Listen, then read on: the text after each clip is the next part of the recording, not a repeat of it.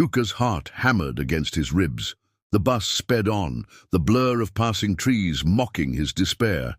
He twisted in his seat, a strangled cry escaping his lips.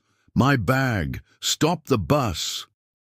But the roar of the engine and the chatter of fellow passengers swallowed his words. He watched, helpless as his world, his grandmother's sacrifices, his dreams, the very food that would sustain him, vanished into the dust-streaked distance.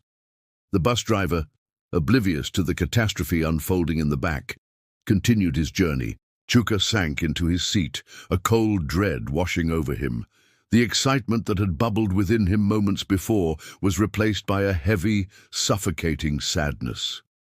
He pictured his grandmother, her wrinkled hands counting out the meager earnings. From her akara stand, the careful way she portioned out the rice and beans. How could he tell her?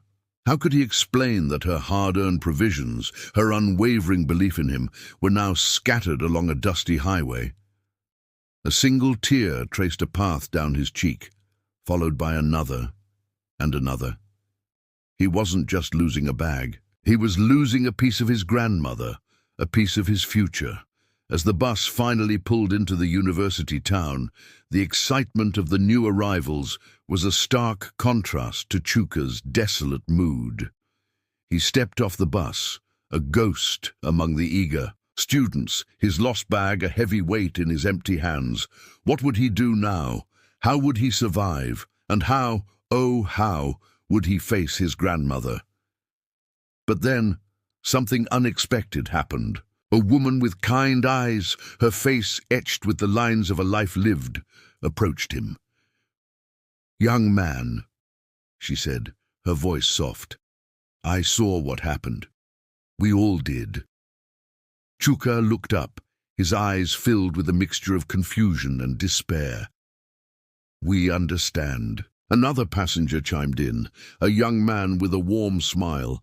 "We know what it's like to have dreams, to have someone believe in you." One by one, the passengers came forward, their hands outstretched. They offered what they could, a crumpled note, a few coins, a kind word. "It's not much," the woman with kind eyes said, "but it's something, enough to get you started." Chuka''s eyes widened as he looked at the small pile of money in his hands.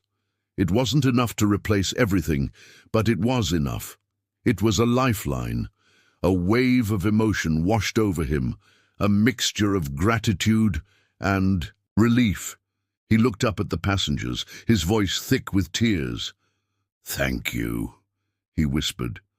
"Thank you all so much." A smile spread across his face, chasing away the shadows of despair. He still had a long road ahead, but he wasn't alone. He had the kindness of strangers, a reminder that even in the face of adversity, hope could be found in the most unexpected places. He would make his grandmother proud. He would make them all proud.